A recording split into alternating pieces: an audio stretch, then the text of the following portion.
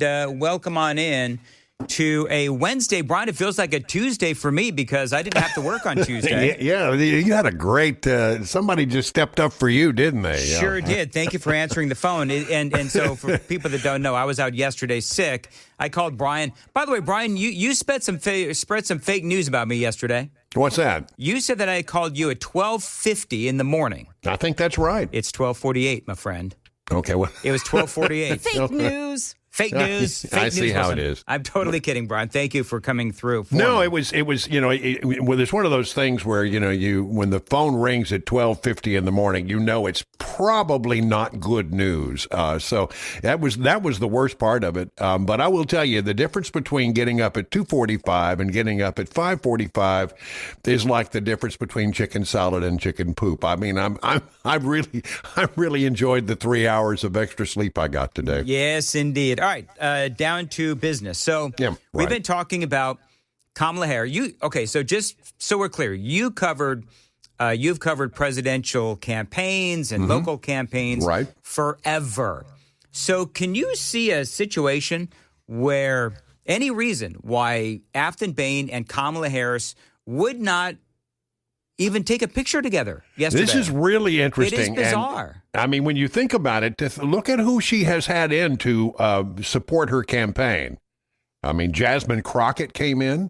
Well, she did and she didn't. She didn't come in. She was on Zoom. Right. So that's right, Zoom. And then you have apparently an endorsement from David Hogg. Oh boy. So, I mean, why would you not want to meet with Kamala Harris? Well, she's. I think this is a sign that number one, she doesn't. She's not a help to the campaign. If it was a help to the campaign, they would have done it. But I think they have determined it's not a help to the campaign. It's a detriment to the campaign. She is not popular in the state of Tennessee. And you know that Van Epps would immediately take that and turn it into a 30-second commercial. So they decided basically to forego the endorsement, it would seem to me. And this is, a lot of people are saying, Kamala snubbed Afton Ben. No, I don't think that's the way it was at all. I think Afton Ben snubbed Kamala Harris. I find that interesting, and I thought about that, and we talked about this in the 5 o'clock, where, so which one is the bigger train wreck, right? Is Kamala Harris the bigger train wreck? Or is Afton Bain the bigger train wreck? It's not good for either one, quite frankly. I mean, you're walking away from, what some people believe will be the next presidential nominee from the Democrats. I mean, it could be. I don't think that will happen, but some people say it could happen. So, I mean, she's one of the key leaders of the party. Right. She was the presidential nominee in the last election, and you don't want to be seen with her? So I don't think it bodes well for Kamala Harris, and I think it's an embarrassment for her campaign. So here's where I went with this whole thing, and that is an angle. My angle is that she is going to lose. Afton Bain is going to lose so badly that they don't want that losing stench on Kamala Harris. So Kamala Harris said, I'm not going to endorse her, and I'm not even going to appear on stage with her because she's going to run in 2028, for 2028, and she doesn't want that, oh my gosh, I came out to Tennessee and I endorsed Afton Bain and she got crushed. That might be it. I'm looking at the numbers though, and I got to be honest, I'm a little nervous about this election because I think the Democrats are motivated and I think Republicans are not as motivated. Yeah. And yes, the district is drawn in a way that would be helpful to Republicans, I would say. But what if the Republicans don't show up and the Democrats do? Right. Can she still win? And I think the numbers are, yes, she could still win. I haven't looked at any polling data. I'm just saying that when I saw the raw numbers, it was a little bit concerning to me about where that race stands. Well, Democrats are running off of anger, of course, as you know, and anger Republicans gets people to the polls, though. If you're angry, witness the last election. It sure does. No, you're right. So I don't know what happened behind the scenes with Afton and Kamala Harris. Exactly. Well, they're certainly not saying, are wrong. they? Oh, no. I think the whole thing just reeks of scandal. All right, moving right along. All right. Epstein. I know you covered Epstein appropriately yesterday. Ad nauseum yesterday, because it was the big story. And, 427 votes in the House and a unanimous consent in the Senate. This measure goes to the president's desk. He signs it, and we will get the documents. Although, in reading it, this is the thing that I don't understand. Well, we'll give you all the unclassified documents. Right. Okay, well, there's a big gaping hole, because all you have to do is take a document and say it's now classified, and you will never see it. Right. This is what I was saying yesterday. I think that, a lot of people are going to look at it and say, no matter what you do and what documents you release, there are a great number of people who say, well, we didn't get them all. And when you are not handing over, some of these key documents, or you put a big way to block these documents from being released by making them classified, then I don't think we are getting the whole truth. The bottom line is, I don't think there's any there. I never have thought there's any there for Donald Trump. I think this is deeply embarrassing to a lot of people, some of them Republicans, some of them Democrats. I think this is something that is going to be uncomfortable for some people, but I don't think Donald Trump is among those people. No, as a matter of fact, one of the things that I said is there's more proof that Donald Trump did nothing wrong. Yeah. Because you look at all the day that it was Monday, and these emails come out, right? The Epstein emails. And all these leftists are saying that Donald Trump is somehow implicated in this. I looked at it as just the opposite. The Democrats actually cherry-picked these emails to release to make Donald Trump look bad. And to me, all they did was, they're nothing but innuendo. And they did prove that Jeffrey Epstein was working with the New York Times and other journalists to try to disparage Donald Trump with these. Right. I've got a picture of Donald Trump in a room with a bunch of bikini-clad women. Well, okay, you're in Florida and you're a couple of rich dudes. Tell me where he did something wrong. And he also ran beauty pageants, did he not? Donald Trump, he ran beauty pageants at one point. Yes, there are going to be pictures of him with women in bikinis. Yep. No, you're absolutely right. So to me, the whole Epstein thing, you're right. There's going to be a lot of folks that will say that it's not enough. There's still a cover-up. But I think that Trump was smart to just immediately pivot. And I don't know if Marjorie Taylor Greene had anything to do with this, but President Trump immediately pivoted to release everything. Put it on True Social. He's got the comments out there as well, talking to the media. Release everything. And I think part of the reason why he did that is because he does want them to be released. He wants this distraction to be put to bed. But he also needed to give Republicans some cover, if you will, by saying, okay, so Republicans, go ahead and please vote to release these so that in the midterm elections, you're not on record as saying, well, you can't be accused of trying to protect pedophiles. Right. And listen, I think it's really interesting what's going on with the Epstein thing. I don't think Donald Trump has an exposure here. And I'm sure that, but what I think is in there's 65,000 pages already out. And now we're going to get the rest of them, except for the classified documents. Right. Right. I don't understand. That's just a great Washington trick. We're going to classify some of these documents so you're not going to see them all. But the bottom line is, I don't think he has an exposure here. But if he's mentioned at all, the Democrats will try to twist it and make it sound like they were bosom buddies. Look, much has been said about this birthday book. That he signed. That was in 2003, before he was arrested in 2007. Yep.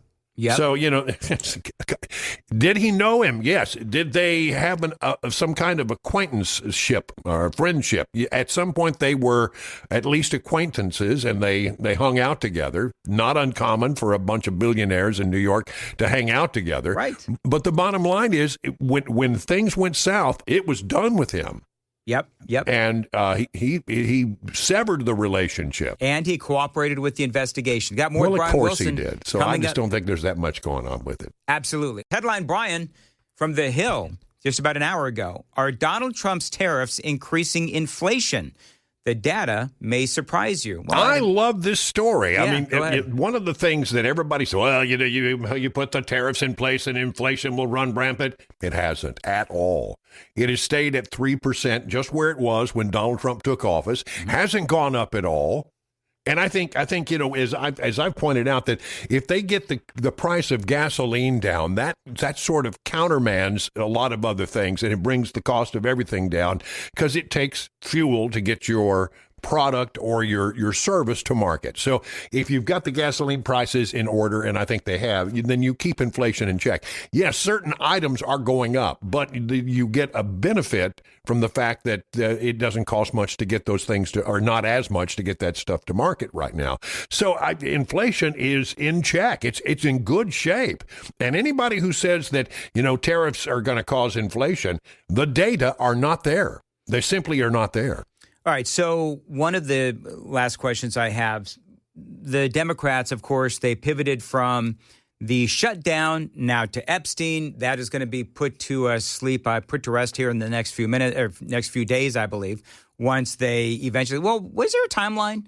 Because, I mean, you're right. The Department of Justice doesn't necessarily have to release everything, obviously. Yes, but they have to give a report in 15 days about any redactions. Okay, there's another one right there.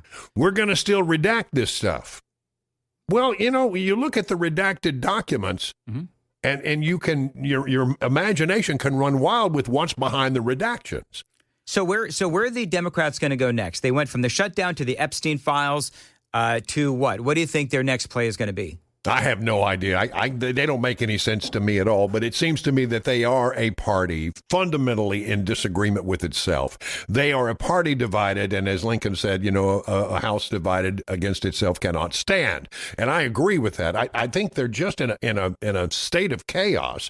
And I think this whole thing with Kamala, coming full circle here, this whole thing with Kamala, not endorsing, not being seen, I think it's an example of what's going on. I mean, Afton Ben seems to be more associated with, the real radicals in the party and not the standard bearers of the party. And I think that fight is going on within Democrats. And as long as they're fighting among themselves, we should just stand back with our arms folded and say, well, this is a great show. Pop some popcorn. Well, and you look at our problems within the Republican Party, right? You've got Thomas Massey, you've got Marjorie Taylor Greene. Yeah, but those are much smaller problems than what you see with regard to the Democrats. The Democrats are in complete meltdown. Really, they are. Oh, yeah. One of the questions I asked earlier was and I have been for the last couple of weeks, which party is the bigger train wreck, the Republicans or the Democrats? Clearly, that's going to be the Democrats. We have our disagreements over things like Israel and visas and 600,000 Chinese students, all those things that Donald Trump talked about last week, where there's that difference between America First and MAGA now. It's kind of splintered. But again, to your point, Brian, we're nowhere as dysfunctional as the Democrats or the progressives. Yeah, I just don't think there's any comparison there. I mean, they are in a complete war with itself. And who's gonna prevail there? I sort of hope that the communists and the socialists prevail, because I think that will be a ideology that Americans will strongly reject every place except New York City. So is Nate Bargatze going to be bringing with him a new amusement park in Nashville? Well, let me just say, I'm an unmitigated fan of Nate Bargatze. I love what he does, and I've had the opportunity to meet him and go to one of his shows, and I follow all of his Netflix stuff, and I'm just a big fan because I love comedy, and I love the fact that he does comedy that's clean and hilarious. He's hilarious. I mean, when I went to his show, the next day my ribs hurt. I laughed so hard. It was just a great show. He's a great entertainer. And now he worked at the old Opryland. Yeah. And it was his first job. And he loved it, and he wants to see that come back in some form.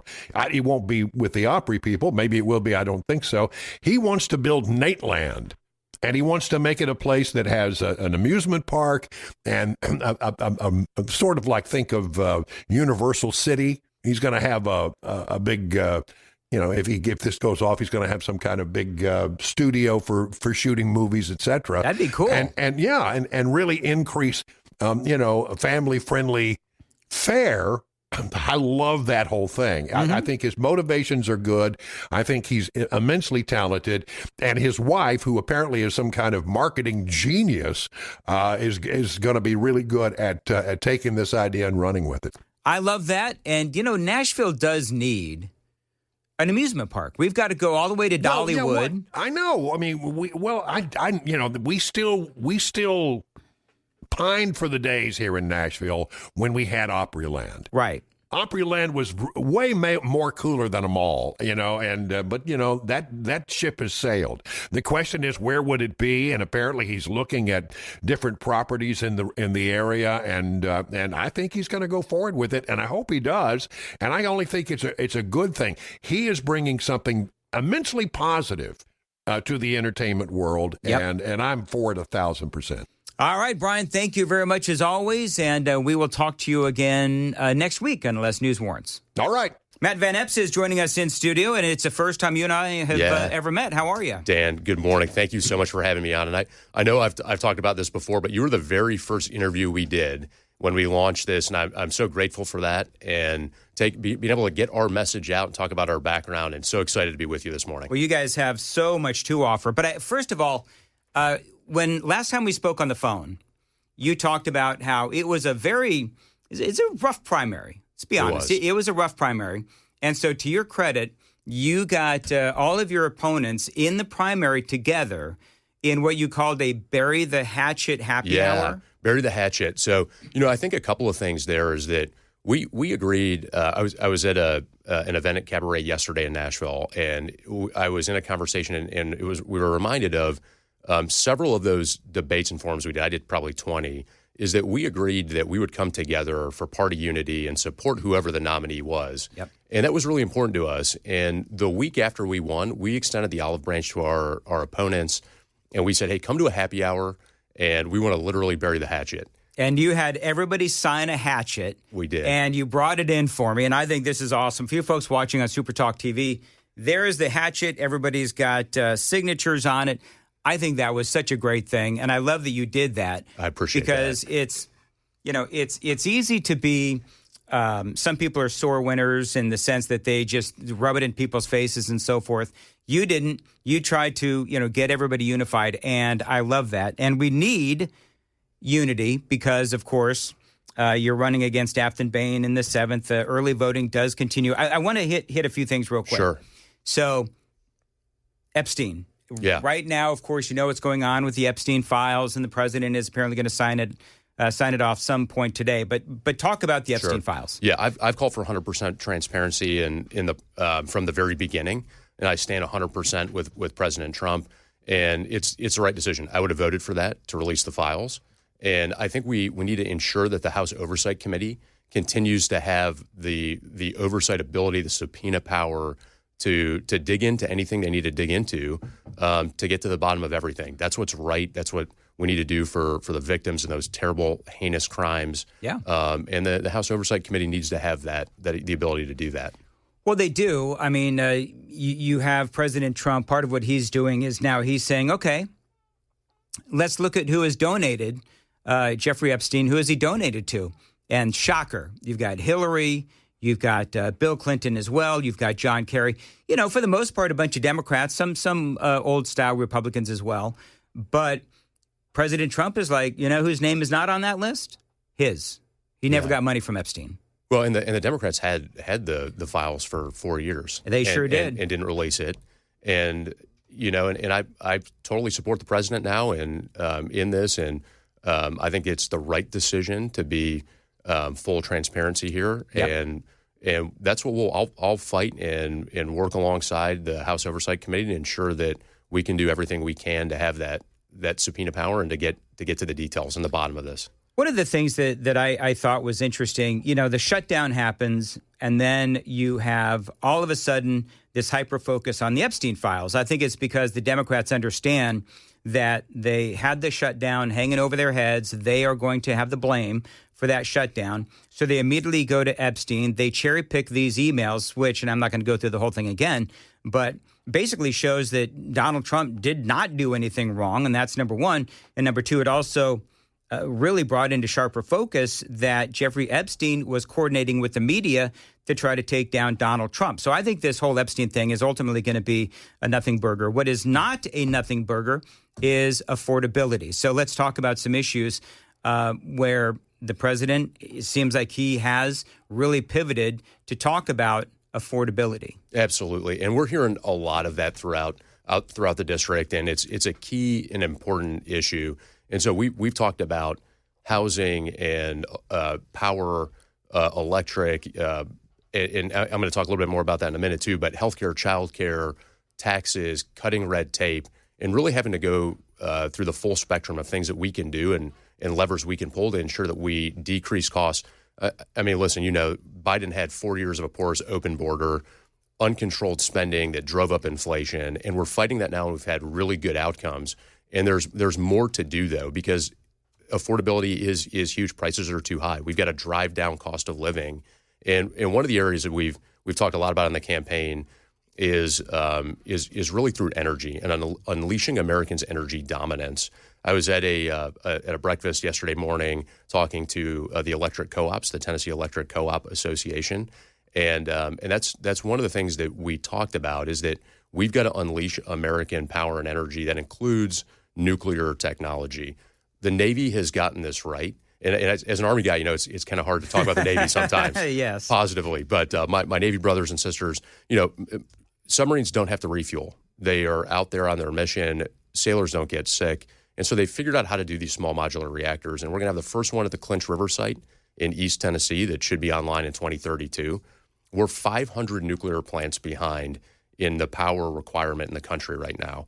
And so this is a step in a good direction and will help with costs at the pump. It helps with our energy security. And it's really important for us to push into nuclear as well as oil and gas. I love nuclear. I love, obviously, oil and gas. I'm such a big fan of nuclear. People are talking about if Senator Blackburn ultimately ends up as the governor, she has said that she wants to, along with Governor Lee, of course, last time he was on the show, talking about how they do want to expand nuclear energy. And I think that there is such an amazing ability for our state to tap into that. I think that is one of the things that, for me, Marsha Blackburn, if she ends up to be the senator, John Rose as well, the congressman, if they end up being the governor, they need to really focus on that. I think when you talk about affordability, one of the big questions is, okay, so what specifically can President Trump do to make things more affordable? We know that he's battling an interest rate that he wants lower.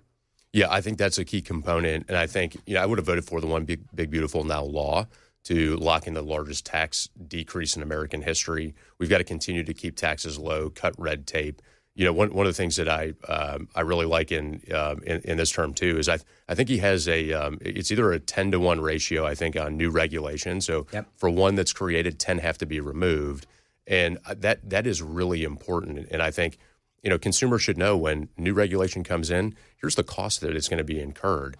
And we've got to continue to fight against that to ensure that businesses. I was talking to a small business leader recently, and they were talking about trying to figure out how to solve the healthcare problem for their company. And when they're having to talk to their attorney and their CPA and having to do things for their small business, that all of that adds cost. All those pass through costs, all the things that they have to do. And healthcare is another really, really big issue that we've got to tackle here. Oh yeah.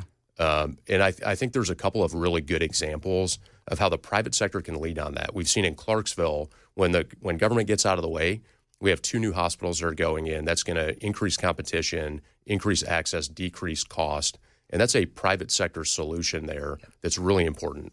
You touched on something that Matt Van Epps joining us. You touched on something that is near and dear to my heart, which is I'm going to air quote this, the Affordable Care Act, clearly not affordable. And President Trump said the other day, he's actually now reaching out to Democrats to try and come up with a solution. Whether there's a solution coming from the Republicans or the Democrats, it is too expensive. Healthcare is too expensive. It is. Healthcare is way too expensive. And I think the president and the speaker have signaled that they're willing to negotiate and figure out what a solution is there. And I think one of the things that I've heard and been talking about, and matter of fact, I think Newt Gingrich just did an op-ed on this the other day, and it's full price transparency in healthcare. And that's both on the cost side and it's on the quality side. I worked for a short period of time at a healthcare startup here in Nashville, and it was a good example of when the private sector can get involved, then we can reduce costs and increase access. When you have healthcare navigators that are embedded in healthcare, in rural healthcare clinics, helping patients get the procedures, meet with their primary care doctors, ensure that they get their medication on time. It's a really good example, and I think I've met with hospital systems now. I've met with physicians and physician groups, and really trying to learn and understand how can we drive down the cost. And I do think that full price transparency. We had a meeting during the primary with Dr. Art Laffer here in town. Oh yes, and I thought we were it was a great meeting, and I really thought we were going to be talking about federal tax policy, and we talked about two things. We talked about property taxes, and we talked about healthcare transparency, and the opportunity there when right now the same plan, same payer, things can cost radically different amounts, and so when the consumer knows that they walk in and they can make a decision based on this quality outcome for this procedure is this rating and this is the cost. We have informed consumers. That's going to drive down costs, and the delta and the opportunity there is huge. There's a lot of work to be done. I will say that with healthcare, because it is frustrating. One of the things, and affordability by and large, is something I'm happy that the president has really seemed to turn on a dime, and he has pivoted to affordability. I love that he's doing that. I love that is part of his focus. Remaining moments here with Matt Van Epps. Afton Bain has talked about how President Trump, I'm a little confused as to what it is that she's wanting to do. She is sounding the alarm, I guess, that the president wants to privatize the TVA, which is interesting because the people that the president has appointed to the board are not for privatizing the TVA. So I don't know why she is sounding the alarm on the president and Republicans wanting to do this when I don't know if anybody's really talking about this right now. Yeah. Well, I'm not sure either. And I'm fully supportive of the president's decision here to the folks that he's nominated to be on the board going through Senate confirmation are amazing. It's going to be a great leadership for TVA so that we can keep our costs low.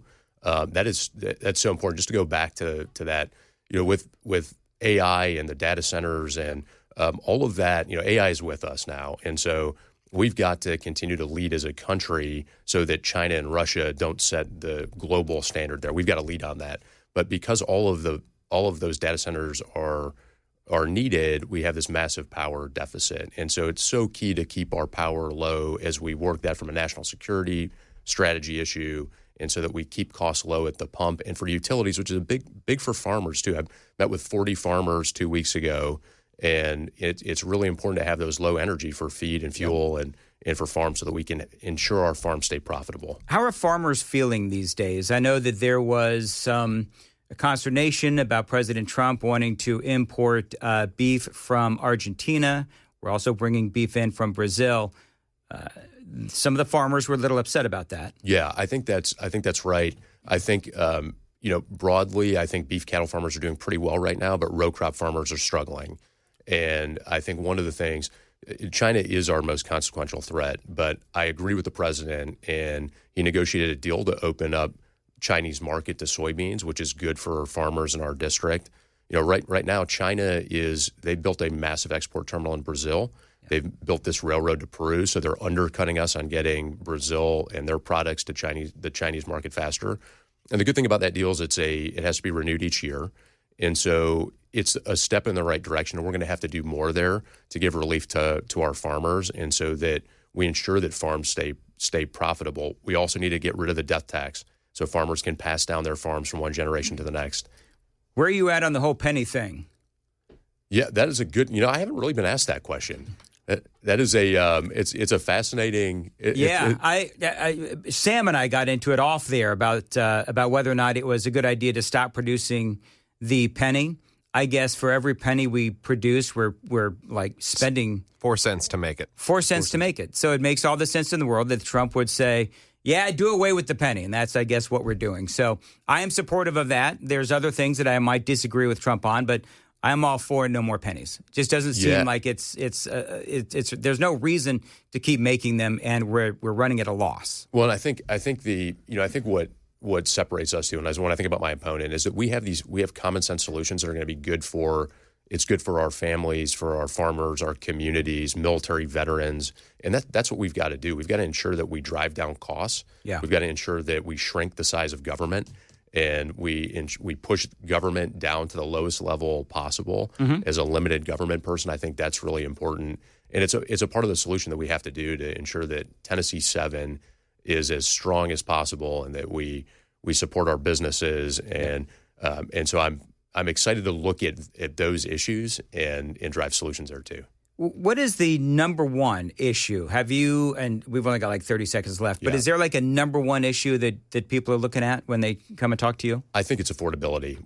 I mean, you brought that up, and I think that's exactly right. And we're really focused on that and ensuring that we drive down costs. When you look at my opponent, she's for taxes, new taxes, tax increases. We're just the opposite of that. We want families to keep more of what they earn, so that they can support their families, and we have strong communities, and that's what we're going to be fighting for. We're going to be.